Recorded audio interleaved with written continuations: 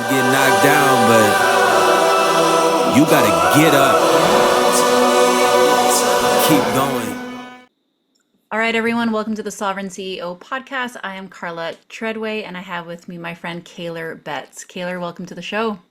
Yo, Carla, it is good to be jamming with you again. What's going on?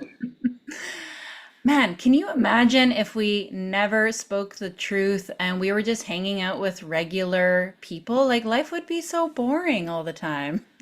Life would be pretty boring if I wasn't non-indoctrinated. If I was still indoctrinated into all the BS and all the lies, it would be yeah, it would be boring, and we certainly wouldn't be friends. And yeah, who knows what I'd be doing? It would be interesting for sure. Yeah, we'd be in the Zoom room, we'd all have pronouns underneath our names and just talking about how we were infusing social justice practices into our coaching business. Man. Yeah, 100%. And now my pronouns are awake slash winning. So good to go. Kaylor, I'm sure my audience is well aware of who you are. You're not your average life and business coach. You are a podcaster, but give the odd person that's been living in a cave here a little introduction about who you are. Yeah, I mean, this is always a tough question. I think that my story goes back to when I was indoctrinated into a lot of lies and, living life as though a lot of people are still living. And I struggled. I struggled to even just get out of bed in the morning. For most of my life, I was diagnosed with a learning disability, ADHD. I was medicated for 2 years. I didn't graduate high school. I was just always the kid. I was a very good athlete. I was always the kid that had a lot of potential, but never met up to it. And yeah, and then after I got out of high school, I partied a lot. I had a lot of unhealthy coping mechanisms that I used. I was very depressed, anxious. I had a lot of physical ailments as well too. And yeah, I just really, really struggled, and life was very hard for me. I was my own worst enemy. I was the king of self-sabotage. I tried to and attempted to start, I think, like six businesses that all went to shit. And then I, just one day kind of had enough. And, I decided to go on an obsessive journey of personal growth. And I dove into all the things: mental, physical, emotional, spiritual, financial, wealth, and wellness. And, I realized that, by listening to people like Tony Robbins and Jim Rohn and all the OG personal growth gurus out there, that I actually was in control to a large degree. And really what they helped me understand was that I'm the problem.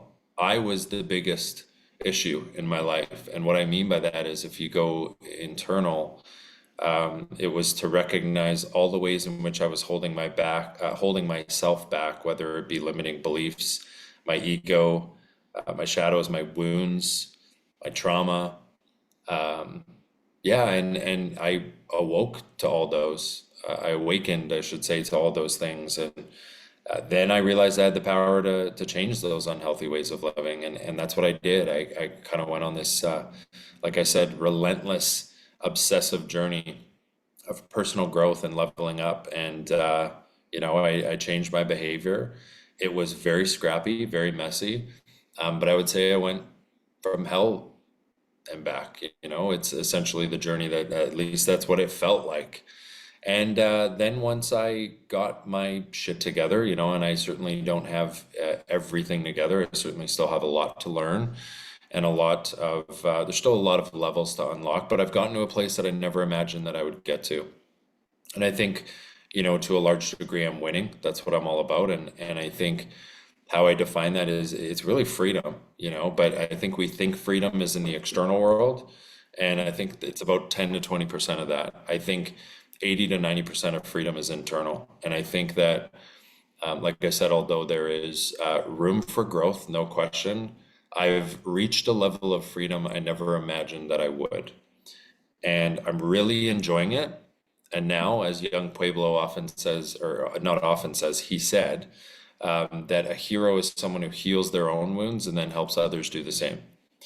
And I kind of look at it in that way. I've leveled up and healed in a lot of ways. And now I'm helping others do the same. And that's what I've devoted my life to. That's what my business is. That's why I'm here. And I'm really enjoying it. Amazing. You had a big shift around COVID times. Can you tell me about that experience of, I don't know, getting canceled, getting smeared? Yeah. So, man, um, April 8th, 2021, it was like 7 p.m. Mountain Standard Time. I put out a video called Enough is Enough. And just to give a little context before then, I was just your average, you know how I say not your average life and business coach on Mhm. Instagram now? That's in my bio. I mean, at that point, I was very much just your average life coach, not business coach at that point. But I was just an average life coach. And what I mean by that is, like, I would have just very much blended in. I was very much playing it safe. You know, I was essentially, um, you know, doing videos on Instagram about, how, all the safe stuff, like all the stuff that's relevant and that I still stand by, but, talking about, yeah, mental health, and just how to level up in that regard. But, I've always been a contrarian. I've always been someone who's very much thought differently. I'm not super agreeable. I score very low on agreeableness. It's a personality trait in psychology, and meaning it's not that I'm stubborn unnecessarily, it's that I'm willing to question everything. So when I have information that goes in one ear, uh, I question it. Mhm. I really do. I question, everything, every piece of information that I hear. And I started to really question the COVID stuff, as I know your audience will resonate with. And I started to just, look, I was fully indoctrinated in the beginning. I was like, no, like I was not leaving my house. I was wearing masks. I was wiping my groceries down after going grocery shopping in 2020. I think we've talked about that before, Carla. But as it went along, like I'm very much I'm proud to say that I believe I'm a very critical thinker, and I started to just I don't think we really knew too much in the beginning. Some people were awake at that point, but I looked at the stats and the data, and I like to make decisions off of data, and the data essentially told us that this thing isn't what it's being portrayed as in the media. So then I started to really ask questions, put the pieces together, talk to some other people who felt the same way. And then, yeah, like I said, on April 8th, 2021, at about 7 p.m. Mountain Standard Time, I put out a video called Enough is Enough. And it was an interesting time to put it out because I was kind of one of the more early on, there's a lot of like awake influencers now who've spoke out about COVID. But honestly, from my observation, I was kind of early on that train. And I think that's one of the reasons why it really popped off. I think we all kind of have our own version of that. And it was crazy, honestly. It sounds almost like hyperbolic or over dramatic when I say that it was probably the most life-changing thing I've ever done, but I don't deem it to be that way because you know, it set the city of Edmonton on fire. Like I had a pretty good network in Edmonton. A lot of people knew me in Edmonton from my previous ventures, and like it was, my friends were there. I was in Kelowna, and they were like, "Dude, it's everything people in Edmonton are talking about." Like I go to a coffee shop, and people are like debating about your video. And then I had um, real time with I'm forgetting his name, but he's got one of the biggest podcasts in Canada. He had Justin Trudeau on, shortly after my video. He had just before that he had two university professors on from the U of A to debunk my video. A University of Calgary professor wrote a dissertation about social media and how people are narcissists. Some people who are influencers use it as narcissists, and I was included in that dissertation and was in the write up there. And yeah, I've lost friend groups, like not even friends. I've lost friend groups who don't even want to have anything to do with me because of that video. And I could go on. It was really intense. One of the best one of the best experiences I've ever had, bar none, however. So, yeah. It's a lot of energy to hold, simultaneously losing a lot, maybe everything, and then gaining at the same time. Like that's what it was like for me. I lost everything, every follower, client, customer, all of my friends except for one, like one. And then you sit at the pile of that aloneness, and then all of a sudden it like flips and all these people come to you. It's a wild experience, super humbling. Yeah, and I think the perfect analogy is a cleanse or a detox. You know, if we look at from a physiological perspective, if you do a really great cleanse or detox, whether it be a parasite cleanse or just, a detox pathway, trying to open up your detox pathways, or, you're going to look, one of the things I always say is often you have to get worse to get better. It's as simple as that. You got to go through a breakdown to go through breakthroughs, you know? And that's really how I would describe it is, it brought me to my knees. I barely ate or slept that week, And I was lucky that it came at that time because if it would have came earlier, honestly, as dramatic as this sounds, it might have put me in the hospital, with the level of anxiety that I think I wouldn't have been able to manage or regulate through would have been too intense. And honestly, Carla, it was just that temporary pain you go through when something seems to be falling apart, but really what it's doing is it's falling apart so it can just be put together um, more more aligned in a more aligned way. And that's essentially what it was. And I always say you can't lose something that wasn't aligned in the first place. And what it was it was just this, yeah, it was a cleansing, but it also was this awakening to, oh, these people aren't my friends, If people are willing to oust me because of an Instagram video, because of an opinion that I have on a certain issue that we're going through, I mean, these aren't my people, you know?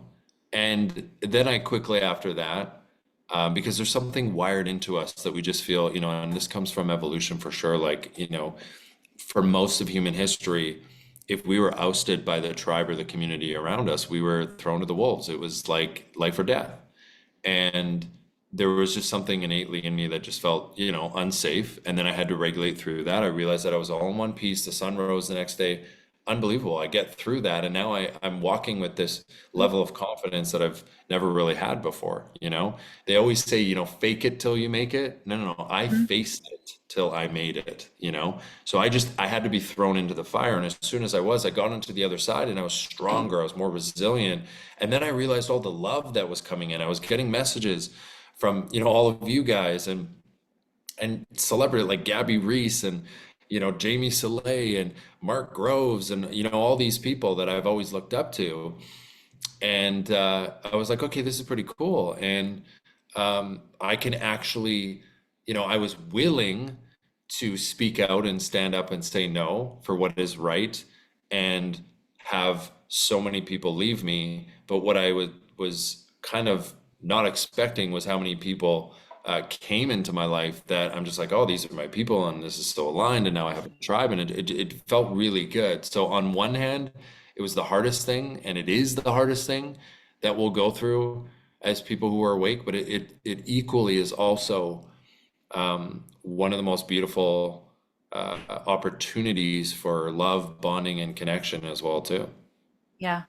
You said the word unsafe. Let's talk about that because as a coach, I think similar to you, I'm kind of like the tough love coach. Like I'm not trying to create a safe space. I'm fine with triggering people and because I believe that clarity is kind. Now, normally getting bullied or having your feelings hurt, that's not actually unsafe. That's just feelings. But when you did this, when I did this, I believe it was actually unsafe because at the time that you were speaking out, they were building detention centers. People were getting their kids taken away from them. Neighbors were reporting one another, very 1940s. Bank accounts were getting frozen. People were losing their like 20-year medical career. Like it was and is still actually unsafe to do these things. And it's getting worse right now. Can you speak a little bit to that? Like what is actually like unsafe and what is just like a desire for emotional safety? Oh man, I love this question. So, look, I think it's important to really put things into perspective. I agree with everything you just said. But I look at my grandpa. I've told this story quite a few times because I think it's just such a good example of how we are living in different times, right? Now, that's not to say that it couldn't get there, but my grandpa left. He got conscripted into the army as a Canadian paratrooper in World War II and jumped out of an airplane. That's what a paratrooper does. They're basically jumping out of an airplane with a parachute and landing in a war zone to fight. And he landed on the beach of Normandy to fight in that battle in France, which was a pivotal part of World War II, obviously, a pivotal battle. And yeah, he left his family and he ended up getting shot in the knee with a grenade shrapnel in that battle. And then he lived to tell about it. He went back to his family and he ended up, um, being my grandpa. My real grandpa actually died when my dad was very young, but my grandma remarried the grandpa I'm speaking about right now. So for my entire life, he was my grandpa, not my biological grandpa, but my biological grandma's husband. And he lived to tell about it. And I look at that and I'm like, okay, that's true unsafety, right? Like that's Really? truly a level that I honestly can't even comprehend. I can't comprehend being conscripted into the army. And look, it's still going on in the world. If you look at the Ukraine right now, or Russia, if you're a Russian or you're a Ukrainian male between 18 and whoever knows how old, I don't know what the age range is, but yeah, you have a legitimate chance of being conscripted into fighting in that war that's going on right now. So look, I think it's important we put it into perspective that yes, there is a level of not being safe when you speak out against the government, against the conventional narrative that is nowadays, and against the establishment. There is a certain level of lack of safety that you have. But I would say that it's not at an intensity level that I would say is, look, yes, people got their bank accounts frozen, right? But, everything's okay. And this is a message that not a lot of the awake community likes to hear because it might sound like I'm dismissing some of the severity of this. Do not get me wrong. I was the first to say, are you fucking kidding me? Trudeau and his government is seizing bank accounts. Like that is one of the scariest ideas, and some of the other things that have happened over COVID. That's one of the scariest ideas of my lifetime. And I think we are going down a dangerous trajectory and the writing is on the wall. But, Yeah. you know, I don't think like we're not in 1942 yet, right? No, No, sorry, not 1942. What's George Orwell? You remember? 1984. Yeah. 1984, sorry. We're not in 1984, right? We're not living under a totalitarian government, but this is where it starts to happen. So, when do you fight for your freedom? Well, before you lose it, because if you start to fight for it as it's slipping away, it's usually too late. So I think that, yeah, to now bring it back to your question of being unsafe. Yeah, I did feel unsafe. How unsafe was I? Well, look, I was thinking about like, do I go to Edmonton right now and walk out on the street? Like even just having to think about those things. I remember I was in Victoria for a protest and I remember I told someone on my team, like, oh, I'm going to post about it and stuff. And they were like, don't post about it that you're going to be there until after. Like it's just little things like that. That the fact I remember thinking about my mom's business. My mom has a business in Edmonton, and I legitimately was having conversations with my sister, like, are they going to show up at my mom's business? Like, they're starting to like write out lists of businesses that supported Kaylor's video on Twitter and like to cancel these businesses and don't support these businesses because they supported my video. Like, so yeah, that's a certain level Hmm. that honestly, I never imagined that I'd ever have to deal with, but look, I definitely am very careful that I don't want to play victim and I don't want to be sitting around saying, oh, I'm so unsafe. And yeah, we're headed down a dangerous trajectory. Yes, we got to stand up and we got to speak out and we got to do some shit about it. Um, but I wouldn't say that we're really that unsafe. And I'm like you, Carla. I'm not a big safe space guy.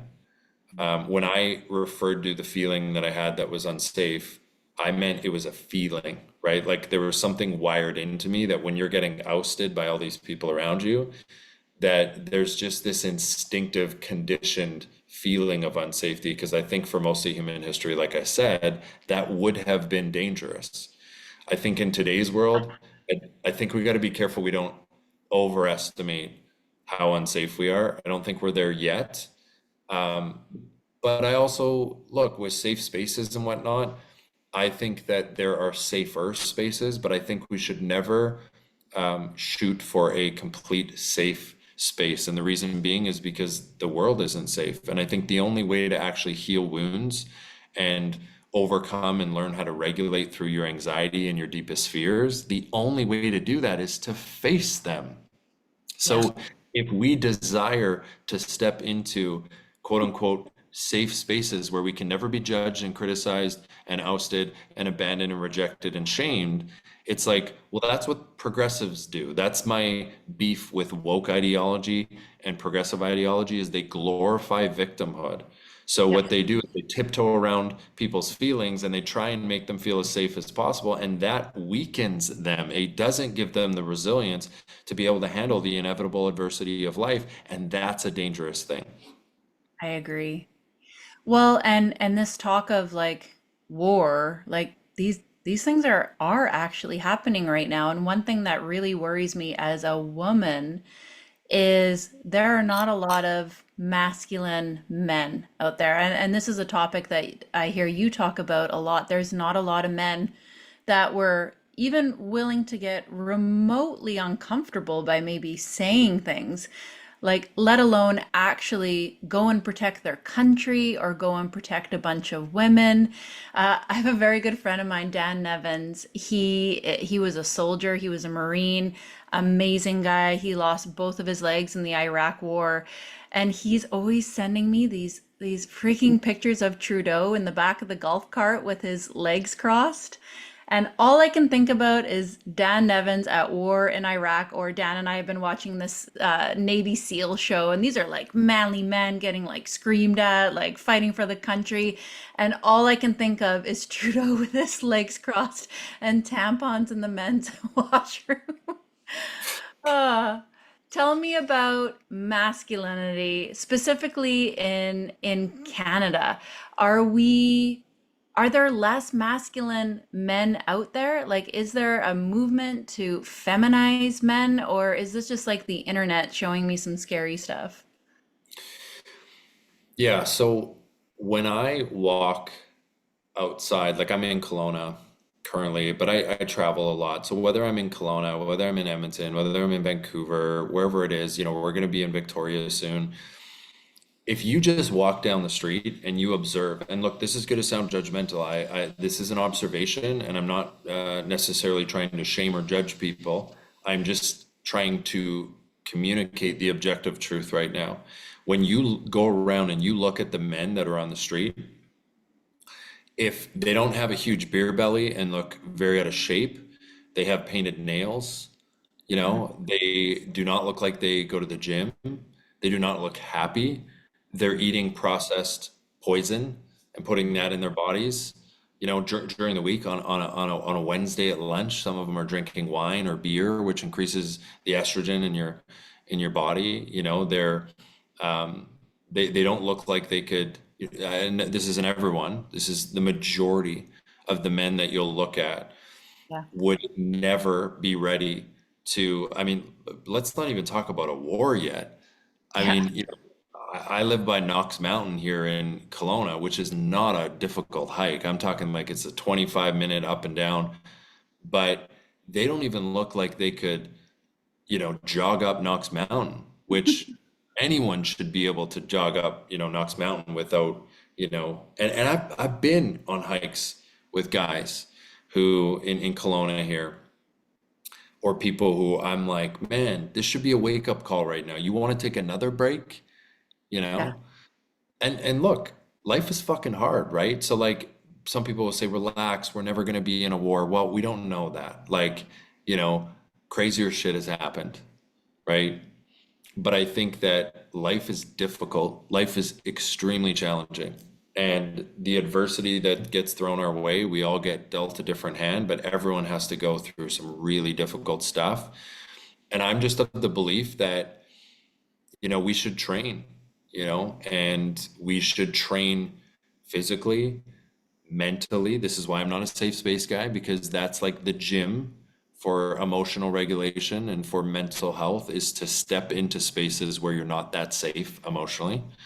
And then Mhm. also go to the gym where your muscles aren't that safe and they're going to get broken down, little micro tears in your muscle tissue. That's how you build them up to be even stronger. Go on a run. Make sure that your cardiovascular, strength is good. Make sure your mental health is resilient. And then emotional regulation is huge. And then spiritual, like unfortunately there's a huge trend of, atheism and people just kind of not believing that anything within them is connected to anything greater than them. And Mhm. I think that's a huge problem. Um, and financially, men and that leads then into, well, now they don't have the ability to go out and be able to create wealth or make money and be able to support and provide for their families. So yeah, like we are getting soft, and that's a polarizing term. Some people might not like that, but I think men are soft. I don't honestly. Women are strong as fuck, man, because women are forced to go through really difficult shit. Guys have it a lot easier in some ways. Now, guys have it a lot harder in some ways as well too. Um, but I think that men, especially, we are here. It is wired into us to be able to go out and go on adventures and hunt and get our hands dirty and fight if we have to, and stand up and say no to authority in the establishment if we have to. And it is so evidently clear in society that men are not ready to do that. Now, is there a calculated effort, an agenda to do that? I go back and forth on this, Carla. I think sometimes that's giving the government too much credit. I don't think the government can fucking put their pants on properly in the morning sometimes, you know? Same. Yeah. So it's like, if there is an agenda, I don't think it's coming from the government or the establishment. I think it would maybe be coming from who really runs the world, which I think are the biggest companies on earth and the people that control and run them. And yeah, I think they know the playbook. The playbook is, I put out a post not too long ago. It's like, if I wanted to weaken and control a society, I would make boys believe they can be girls. I would take away their stake and make them feel like meat is the enemy. I would discourage working out and getting into the gym. I would discourage getting into failure and trying new things and I would promote safe spaces everywhere. I would tiptoe around their feelings, and I would pit everyone below me against each other. And I would make them feel like their neighbor is the problem and make them argue all day long. And I would distract them with things that don't really actually matter, like the cost of gas or inflation or a fucking Chinese spy balloon or something. So, yeah, the playbook is being played. Who's playing it? I think the government isn't, capable enough to do that. I honestly just think it's from the high ups. But I also think in many ways we're doing it to ourselves. I think that a lot of these things are like bait and people are taking them. What do I mean by that? I mean that a lot of these things we're deeming as virtuous. And we've all heard the term virtue signaling. So why do I think there's a bunch of guys painting their nails out on the street? And look, I'm a freedom guy. I love, yeah, express yourself, whatever. But like, why do I think guys are doing that? For attention, love, care, and attention, and to be validated. Because I think nowadays we validate people, men, who are willing to step out of the norm and paint their nails. I think it's important that they don't. Why? Because there already is such a feminization of men. We don't need any more of it, okay? Like, take less baths, paint your nails less, go on more runs, lift weights. It doesn't mean there's not a time or place for any of that, okay? I'm not like an absolutist on that. But yeah, men need to step up and be more manly and in a healthy, strong, resilient way, for sure. Mm. It's funny, the more progressive the world gets, and I mean progressing into this like lunacy land, the more I find myself like recoiling to like the most traditional values possible. I'm like Laura Ingalls over here at this point. And by the way, Carla, the same problem exists with women. It's just the opposite. We have way too many women who have been chronically living in their masculine energy, and it is leaving. Well, most women then step into the corporate wasteland because of that, and are trying to compete with men and have the same role of men. And then, by the way, they also have to do all the other things women have to do, right? Like be the CEO of the home, because women know way better than men in that regard. They have to also be the loving and nurturing and playful and creative uh, partner in their relationship, because men want that as well. Then they have to take care of the kids, be the mother, be like they have to do everything. And women are burnt out, man. Women are so burnt out. And yes, it starts with men being able to step up and realize that the only way women are going to feel, again, I always hesitate to use the word safe, but I'll say it in this context because I think people know what I mean. The only way in which women are going to end up feeling safe enough to surrender and submit into their feminine is if men step up and make them do so. Yeah, Not make them do so, make them feel so, rather. yeah. I love this conversation. It's always bewildered me that women are trying to be like men. Men and women are equal, but we're not the same, like by any means. And I remember I got married really young. I got married at 21. And when I first got married, I really resisted those traditional roles. I was like, I'm not making you a sandwich, like, make your own food. When I like really relented to like, oh, I'm a wife, I'm a woman. And then I started to see, I call it like blue and pink roles, people that might piss people off. You know what? His job is so much harder than mine. I take care of the children. I cook. I clean the house. He goes out and slaughters 5 moose every single fall, processes them, hauls them out of the bush, builds our house, our docks, runs a construction company. Like we both work, but like the blue jobs are way harder. I'm not fighting him for those. I would say that they're hard in their own ways, right? So, for the men, it's physically harder, which aligns with and it maybe takes a little more like courage in terms of like going out into the wilderness and like using guns and, like using a knife to like open up a moose so that you can like put it on your back and walk, whatever, a few kilometers back home and to feed your family kind of thing. But it's hard physiologically, which again, it aligns with our strengths as men. But I would equally say that, I mean, there's also nothing more difficult than raising children as a mother. It's just, it's more hard in an emotional way, right? So it requires more emotional resilience as maybe opposed to physical resilience. So it's just, again, I like to, because I think we get into this conversation. And I think this is where modern day feminism came from. And this is why so many women have been conditioned to compete with men, is because we somehow put masculinity on a pedestal. And everyone assumes that, like, oh, masculinity is just better, right? Well, it's not better. What you're actually doing, like Jordan Peterson talks about, is we've actually taken a very small subset of men who've had, like, a very tiny subset of men who have the control and who in the past, and if you look at history, have had all of the control. And yeah, they're the ones who have, oppressed women and quite frankly oppressed everyone, to be honest, but have oppressed women and created the vast majority of the wealth and maintained the vast majority of the wealth Mhm. and the power and the control. So what we've done is we've said, oh, there's a small subset of men in history who've always had all the control and the power, which means that's bad. And we need to fight fire with fire. And we need to now, the answer is to just get women to be in their masculine and prove that they can do everything that those men can at the top. Well, the fact of the reality is most men don't have it so good anyway as well. Mhm. Like really not good. Like if you look at it, like men are more likely to commit suicide, men are more likely to be homeless, men are more likely to be bankrupt, men are more likely to not do as good in school, men are more likely to be incarcerated, men are more likely to fight in a war, men die earlier.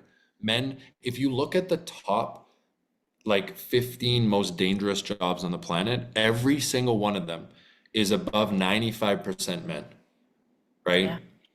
right? And I could go on, right? Like men, masculinity is not to be put on a pedestal. It's actually not about which one's better than the other. It's which one's better for you. And if you have a penis, masculinity is better for you. If you got a vagina, and let me even say, because people will even criticize this, if you have XX chromosomes, then femininity is where you should strive to be, and you should strive to live integrated into your divine femininity. If you have XY chromosomes, then you are just going to be more in your element if you are honoring and living more aligned within your divine masculinity. It's just as simple as that. It's not one is better than the other. Yeah, and of course there are outliers, but all I can say is it's much simpler living this way. I definitely don't put masculinity on a pedestal. Like I feel like I hit the jackpot. But the more I regress into like traditional ways of living, what like with our marriage, we've been married for 18 years now, for example. We never fight. We have so much fun together. It is very peaceful around here. We never fight. We have a really great marriage. I am not spending all day worried about my identity, how people perceive me. I don't just stay home. I work. I have an empire. I have all these things too, but I like pack it in the hours when my kids are at school. I have this lovely like it's just so simple. And you mentioned like even atheism, like our family started going back to church back in 2020 and all these things that I resisted in my 20s and my early 30s. And I was like, no, we've progressed past that. Those are old ways of living. Well, the more that I go back to the old ways of living and the more I watch other people do the same, all I can say is everyone that I know that does do that, they have a very simple, happy, fulfilled life. And that's all that matters. I'm pretty sure if you look at the stats and the data, the research is showing that conservatives have far less mental health issues. I mean, and to me, like look, I always say you don't need a double-blind, placebo-controlled, randomized study to come to conclusions with everything. It's pretty obvious. Carla, everything you mentioned is just us going back to what it means to be human. Do you know what I Mhm. mean? Like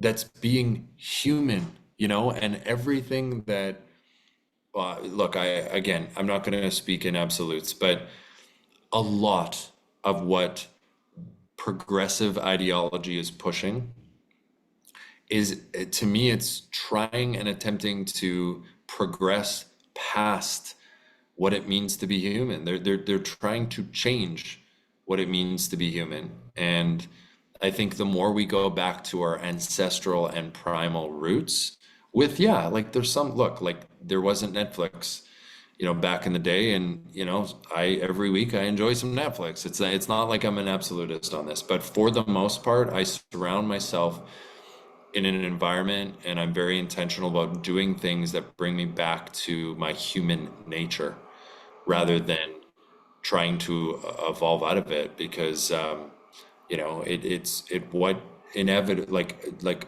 unwaveringly, when I do that I feel so much better. Mhm. Would you say that that's the starting point for your beliefs about moving forward in this mess? Like, do we need to just get back to our primal roots? Do we need to get back to healthier relationships in the home, like the nuclear family, that kind of idea? I mean, it kind of makes sense. If you can't even figure out your biology, how are you going to figure out life's biggest problems?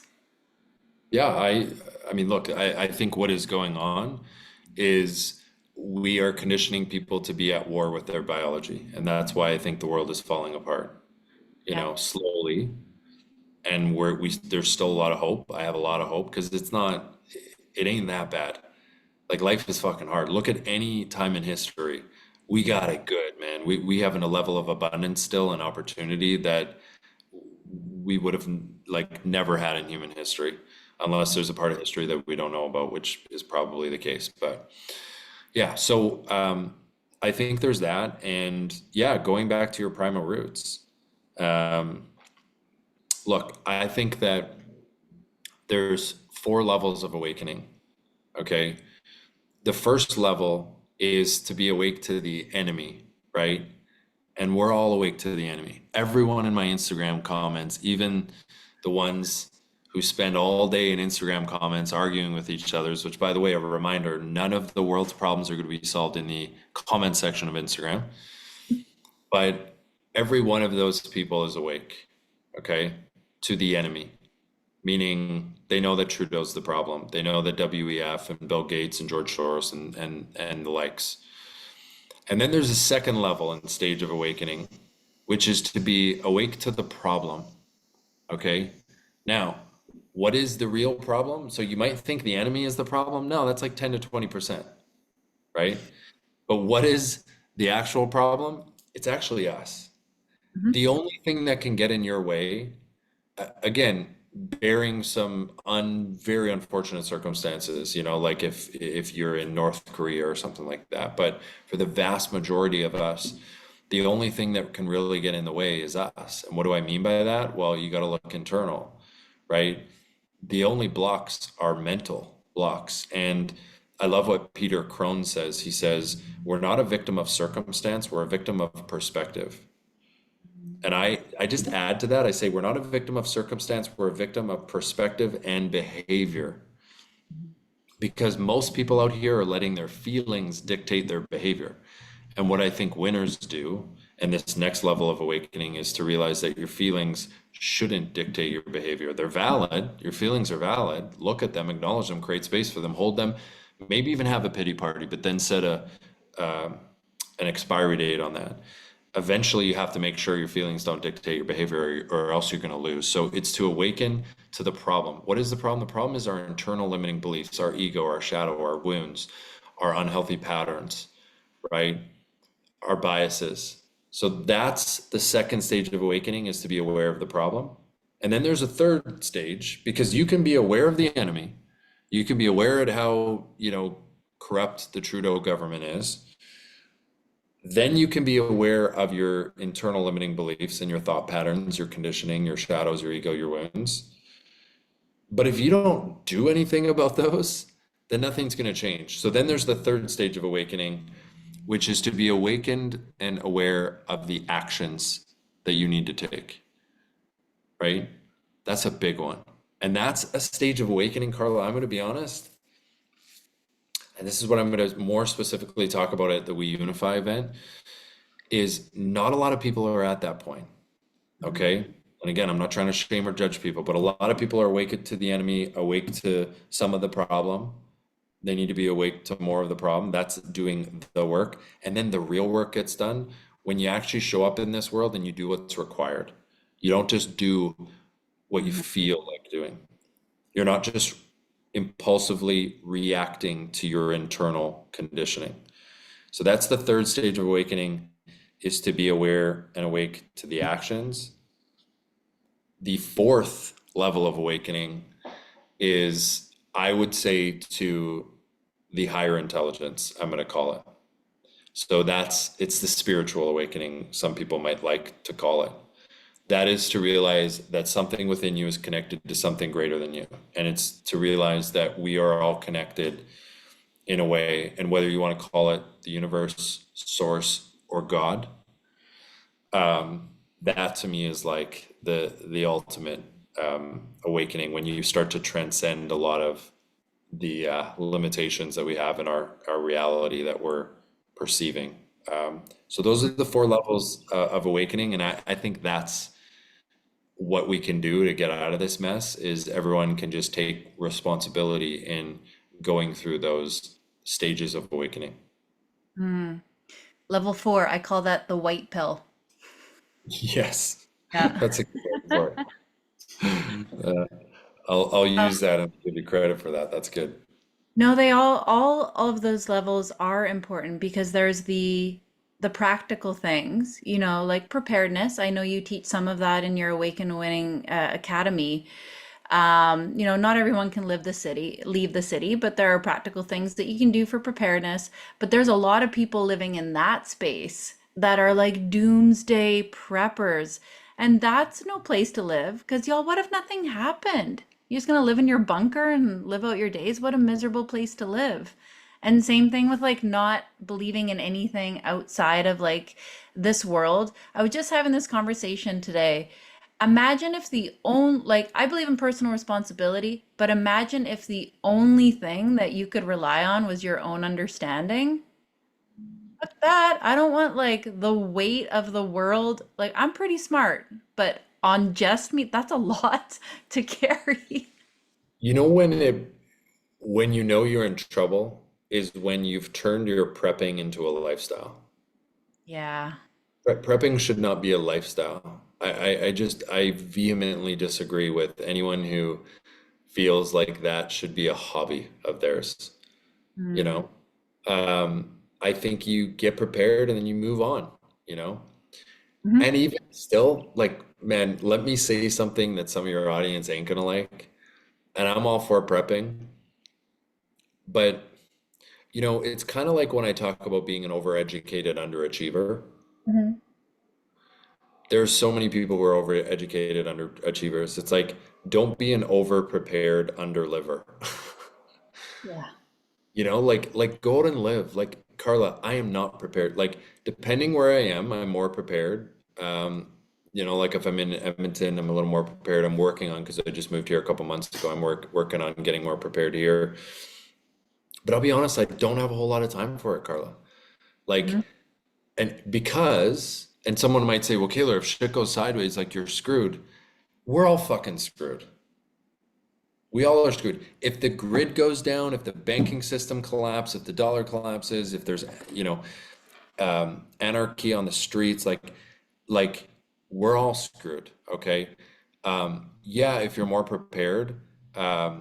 And look, maybe I should be careful because there are some people who are living like, and Carly, you fall into this category, who are living like a pretty sustainable lifestyle. I You are was definitely, laughing. I was like, Treadway's gonna be fine.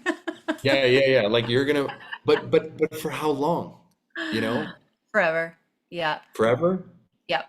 Not like I don't want to live like that, but like we legit do you know who my in-laws are? No, no, but Carla, no, I get it, but I'm not talking just like safety wise. I'm not just talking like living. I'm talking like quality of life. Like the internet goes down, electricity is no longer.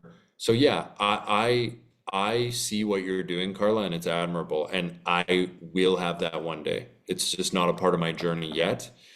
I'm getting prepared and like, yeah, look, I do want to buy a few months where most people might, die early. I want to buy a few months if the world goes sideways. Then the ultimate goal is to get to the point where you're at, where like, yeah, you could live a life. But I also just think that, man, that's going to be rough. And I think that we also have to realize that unless you're at a point where you can buy a homestead and you can live off the land, which not everyone is in a place to, like I'm just not there yet. I have I'm in the point of my business growing to a point where I have to put my focus into that, or I'm choosing to put my focus into that. And I think that we have to understand that like if shit goes sideways, we're all screwed to a certain degree. And you Oh might not yeah, agree with this, Carla. It's all good, but I think we're all screwed to a certain degree. I think the totally. point of prepping is to work towards getting to a point where you'd be screwed less than most people. And Carla, I think you're a great example of that. I certainly am not. But I know that if I rushed it right now, I'd be taking away from living Hmm. because I'm not in the position to be able to do it. because of how I've set my life up, and I want to do it slowly. And I am operating with the risk of if things go sideways, yeah, I am screwed. But like sometimes you got to be willing, in fact, I would say often you got to be willing to die in order to truly live. Mhm. So I'll get there, but I don't think you should make it a hobby or a lifestyle, that's for sure. No, I mean, like the preparedness thing, everyone can get prepared to a certain level. Most people, you can do what you need to do in a weekend. Like you can't get your Yeah. homestead and build a farm in a weekend, but like do whatever you need. Go prep the pantry, go do like those things, and then move on. Like I did those things in 2021, and then I turned to focus on wealth and also my enjoyment of life because just like you said, like I don't want to live in fear or dreading the world. Like that's just a miserable place to live, whether I'm right or wrong. I choose not to live there. Yeah, and like let me be clear, like homesteading is a great lifestyle. I think it's the ultimate lifestyle. So I'm not suggesting that there's anything wrong with that. Mhm. Growing your own food, like having animals, like living off the land, being in the country, being in nature, nothing wrong with that. But if like the prepping, like if like at some point you have enough ammo, at some point you have enough guns, at some point you have enough lithium tablets, at some point you have enough, emergency antibiotic kits, like do you know what I mean? But like yeah, and look, I really try to not come in and tell people how they should live their lives. So, what I maybe will tweak what I'm saying to is just ask yourself if you really are in that prepping mode and you've made it a hobby and a lifestyle, it's like, is it serving you? That's the question. Is it bringing you closer to your highest potential and your highest quality of life, or is it distracting you farther away from it? That's the only thing you got to ask yourself. Mhm. Yeah, no, it's a good question. So you're going to be one of our speakers at the Reclaiming Canada conference. Why should people come in person? Why should they pay attention to this? Why should they come and hear you speak?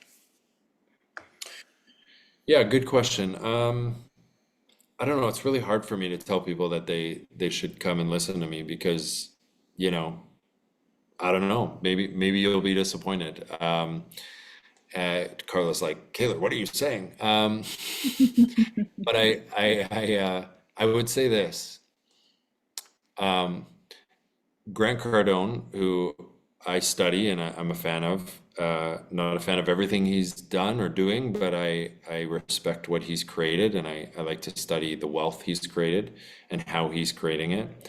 He told a story one time that really stuck with me. He said, he was selling a course or something or an event on his social media, and he said, if you feel like you're afraid of getting burnt by purchasing this course or whatever he was selling, like he's like, I get it. He's like, you have no idea how many courses I've been burnt on or money I've spent on events or courses or speaking things that or retreats that I just feel like were a waste of money. I got burnt, whatever. And he said, I'll never forget this one time. He's like, I had to drive to this other city to go to this weekend event that I was going to, and I paid a lot of money for it. I drove a long ways for it. And he's like, I remember driving back from that event and thinking, man, I didn't get anything out of this event. That was just a complete waste of time and money. And he goes, but you know what I thought? He's like, I immediately just thought, but at least I went, you know? And here's what that means to me. Here's why I think that is so profound, although it might not sound super profound at first. Listen, I think that's really profound because there's two kinds of people in this world. There's the kind of people who are willing to step out because we know it's not comfortable to go to events like this because, especially in today's world, I mean, everyone has a level of social anxiety, let's be honest, because, we're on our fucking phones all day. And so you got to get in a room with people and yeah, there's going to, be lots going on and it's getting out of your normal routine and then you got to invest money into that and but there's two kinds of people. There's people who again let their feelings dictate their behavior and they stay in their comfort zone and they don't go and listen to people like me speak or go to events like this on the weekend. and they just kind of stay in their bubble. And then there's the other kind of people in this world who are willing to do anything for an opportunity for growth and expansion and healing. And I'm not going to sit here and guarantee that you're going to get that with me. I don't know. But it's going to be an opportunity for it. And I'll say this, I've observed and studied winners for quite a few years now. And the one thing that I know they all have in common is they do anything for an opportunity for growth, healing, and expansion and winning.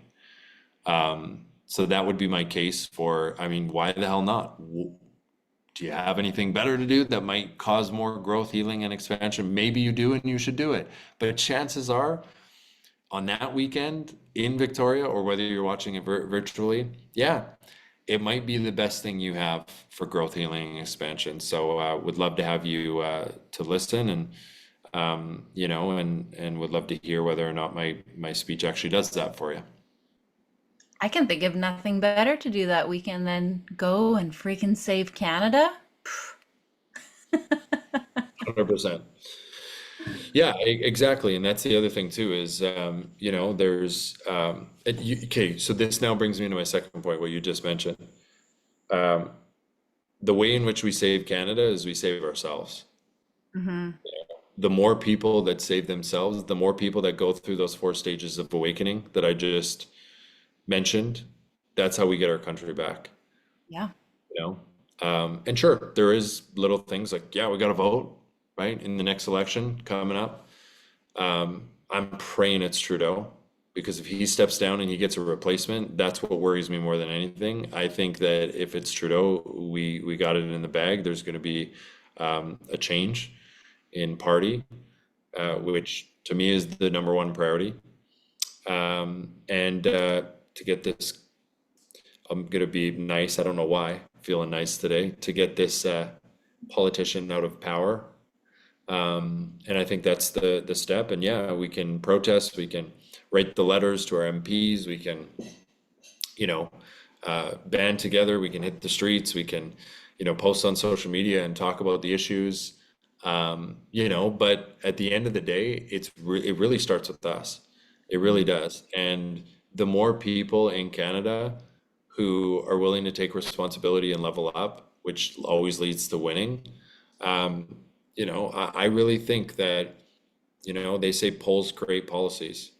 Yeah, polls create policies. So meaning the more people that have the public opinion that we need a change, we need to wake up, we're going down the dangerous trajectory, and are willing to stand up and fight for freedom and come together and protect traditional values, the more, people that are in society who want to do that, well, that's going to result in, I believe, a difference in government because all these people really want to do is be in power. So um, that's what I have to say on that one. I agree. When you go through those four stages, you become more powerful. And when you're more powerful, then you're able to influence as well. Yes, 100%. Yeah. No, you're totally right. People start respecting you more. And doesn't mean they like you, right? People who really have strong principles that they live by are often not liked. Mhm. But there's a difference between being liked and respected. And when you're respected, whether or not it actually shows or they're willing to admit, people are listening. Mhm. I know they are. And I've even seen people come around, people who used to be some of my biggest haters. I can see them starting to come around. And I hear this all the time. Oh, people aren't waking up and it's all the same and it's just echo chambers. No, I think it just happens so slow, like your hair growing or you growing as a kid. Remember when you used to grow and you used to look at how much you were growing and you didn't see it day to day? It is happening, and we need to be louder than ever. And what I find that's sad is a lot of people in the awake community are saying, "Oh, it just doesn't make a difference. No one's going to wake up or whatever."